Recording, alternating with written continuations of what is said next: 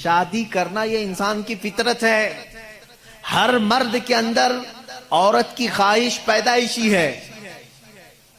یعنی اللہ تعالیٰ نے اس کے جسم میں یہ رکھا ہے کہ عورت سے وہ قرار حاصل کرے، تسکین حاصل کرے. مردوں کو اللہ نے یہ خصوصیت دی ہے، صفت دی ہے، اور عورتوں کے بھی اندر اللہ نے یہ رکھا ہے کہ ان کا میلان یا ان کی توجہ مردوں کی طرف ہے، لیکن اس کو اسلام نے ایک حلال طریقے سے باندھا ہے، وہ نکاح کے ذریعے سے. اب اگر کسی پر پابندی لگا دیں، اگر میں کہہ دوں کہ میرے جتنے قریب کے ہیں، جتنے ماننے والے ہیں، ان میں سے کوئی بھی عورت کو ٹچ نہیں کرے گا زندگی بھر، تو یہ میں نے فطرت کے خلاف بات کی. یہ فطرت کے خلاف بات کی. میں بول نہیں سکتا کہ تم شادی نہ کرو، نکاح نہ کرو، اور اسلام نے کبھی بھی ایسی پابندی نہیں لگائی. عیسائیوں نے اپنے اوپر لازم کر لیا کہ جو ان کا مذہبی ہوگا، ریلیجیس ہوگا، وہ عورتوں کو نہیں چھوئے گا. کتنی حیرت کی بات ہے. معلوم ہے آپ کو آج دنیا میں ویمن رائٹس کی بات عیسائی کرتے ہیں جو خود نکاح نہیں کرتے. جو پادری نکاح نہیں کرتا، کبھی عورت کو اپنے ساتھ نہیں رکھتا، وہ ویمن رائٹس کی بات کرتا ہے. حیرت نہیں ہوتی؟ کچھ نن ایسی ہیں جن کو زندگی بھر کے لیے پابندی لگا دی گئی کہ اب تم کسی مرد کی بیوی بن نہیں سکتی. سنیاس لے لیا اس نے، وہ کبھی یہ راستے پر آ نہیں سکتی. یہ فطرت کے خلاف ہے، اور ہم نے اس کے انجام دیکھے ہیں، بلکہ اخباروں نے آپ سب کو بتایا بھی ہوگا. حقیقت ہے کہ جب فطرت کے خلاف کوئی بات کی جاتی ہے تو وہ چند دن تک تو چل سکتا ہے، لیکن پھر کہیں غائبانہ طور پر لاوا پھوٹ ہی جاتا ہے. اور اس کا انجام دیکھا ہے کہ کئی چرچ ایسے نکلے جہاں پر راہبوں نے نن اور دوسرے آنے والے بھکتوں کو ہی نہیں بخشا. یہ حالات ہوئے ہیں. اس کی وجہ یہ ہے کہ فطرت کے خلاف یہاں پر حکم دیا، یا انہوں نے خود اپنے آپ کو اس طرح کا کیا. اسی طرح سے بعض دوسرے مذاہب میں بھی سنیاس لینے کے جو طریقے بتائے گئے ہیں، اسلام اس کا قائل نہیں ہے. اسلام معاشرتی مذہب ہے، سب کے ساتھ رہ کر کے جینے والا مذہب ہے. اگر دنیا کو ترک کرنے کا مطلب یہ ہوتا کہ انسانوں میں نہ رہا جائے، تو کبھی رسول کریم صلی اللہ علیہ وسلم مدینے جیسے شہر میں رہتے ہی نہیں، جنگل میں جا کر کے رہتے ہیں، کنارہ کشی اختیار کر لیتے. لیکن اسلام معاشرتی مذہب ہے، یعنی لوگوں کے درمیان رہنے کا مذہب ہے، دین ہے. ہم سنیاس نہیں لیتے. ایک صحابی، 3 صحابہ حضور صلی اللہ تعالی علیہ وسلم کے حجرے کے باہر کھڑے ہو کر کے یہ باتیں کر رہے تھے. حضور صلی اللہ علیہ وسلم رات کو عبادت کے لیے کھڑے ہوتے تو آدھی رات گزر جاتی تھی.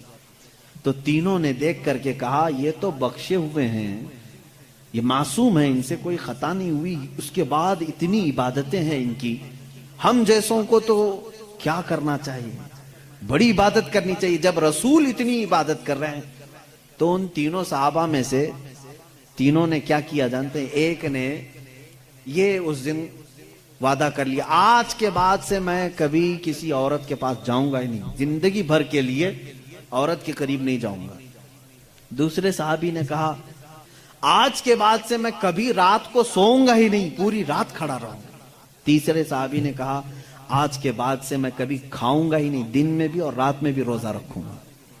رسول کریم صلی اللہ تعالی علیہ وسلم اندر سے سن رہے تھے، باہر تشریف لائے، اور میرے آقا صلی اللہ تعالی علیہ وسلم نے پوچھا تم میں سے کون کون ہے جو یہ باتیں کر رہا تھا؟ وہ صحابہ نے کہا کہ یا رسول اللہ صلی اللہ علیہ وسلم، ہم نے آپ کی عبادتوں کو دیکھ کر کے یہ کہا، جب آپ سید الانبیاء ہیں، معصوم ہیں، آپ اتنی عبادت کرتے ہیں تو پھر ہماری عبادت کا حال کیا ہونا چاہیے؟ ہمیں بہت زیادہ عبادت کرنے کی ضرورت ہے، اس لیے ہم نے ایسے ایسے عہد کیے. میں نے کہا ہے کہ آج سے میں عورتوں کو چھوؤں گا نہیں، کبھی کسی کے قریب نہیں جاؤں گا، نکاح کر کے بھی نہیں جاؤں گا.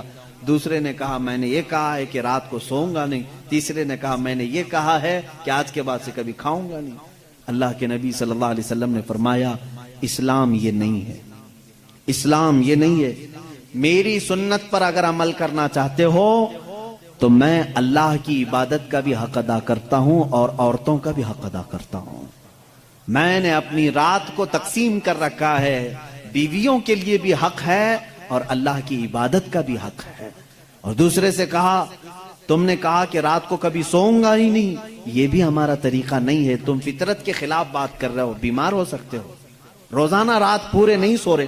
اب یہاں اس پر میں رک کر کے کہوں گا، حضور صلی اللہ علیہ وسلم نے اس صحابی کو منع کیا جو یہ کہہ رہے تھے میں رات بھر عبادت کروں گا. حضور نے فرمایا میری سنت یہ ہے کہ میں تھوڑی رات آرام کرتا ہوں اور تھوڑی رات اپنے رب کی عبادت بھی کرتا ہوں. تمہارے جسم کا بھی تم پر حق ہے، اس کو بھی آرام دو. اور پھر تیسرے صحابی سے کہا میری سنت یہ ہے کہ میں افطاری بھی کرتا ہوں اور سحری بھی کرتا ہوں اور روزہ بھی رکھتا ہوں. ایسا نہیں کہ پورا پابندی کر لیا، جبکہ وہ رسول جن کو اللہ تعالیٰ جنت سے کھلاتا پلاتا ہے، اس کے باوجود میرے آقا صلی اللہ علیہ وسلم فرماتے ہیں کہ کنٹینیو روزہ رکھنا نہیں چاہیے، کہ تمہارے جسم کا تم پر حق ہے، کمزوری آ جائے گی. حضور نے منع فرمایا میں ایک دن روزہ رکھتا ہوں ایک دن نہیں رکھتا، یا میں افطار کرتا ہوں شام کے وقت اور دن میں روزہ رکھتا ہوں. اس کا مطلب یہ ہے میرے عزیزو، اس پوری حدیث کا خلاصہ یہ ہے، اللہ کے نبی صلی اللہ تعالی علیہ وسلم نے جو حکم دیے، اسلام کا خلاصہ یہ ہے کہ اس میں کہیں پر بھی افراط و تفریط نہیں، یعنی بہت تنگی والے حکم بھی نہیں اور بہت ڈھیل بھی نہیں. اسلام درمیانی راستہ ہے، درمیانی راستہ ہے. اب یہاں ان لوگوں کو سوچنا چاہیے، حضور نے جس صحابی کو رات بھر عبادت کرنے کے لیے منع کیا، یہاں رات بھر گیم کھیلنے والے لوگ موجود ہیں، پوری رات بھر عیاشی کرنے والے موجود ہیں. ان کو تو رات بھر کھڑے ہو کر کے عبادت کرنے کو میرے آقا نے منع کیا تھا. آرام کرو تھوڑی دیر، اپنے جسم کو راحت پہنچاؤ.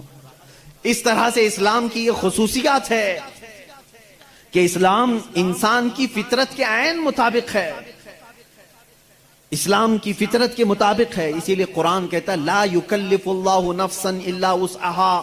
میں آج چیلنج کرتا ہوں، ایک ایسا حکم لا کر کے دکھا دو، ایک ایسا حکم اسلام میں کہ جس میں ایسا لگتا ہو کہ یہ انسان کے لیے بھاری ہے. ایسا نہیں ہونا چاہیے، ایسا نہیں ہونا چاہیے تھا. اسلام نے اپنے ماننے والوں پر یہ پابندی کیوں لگائی؟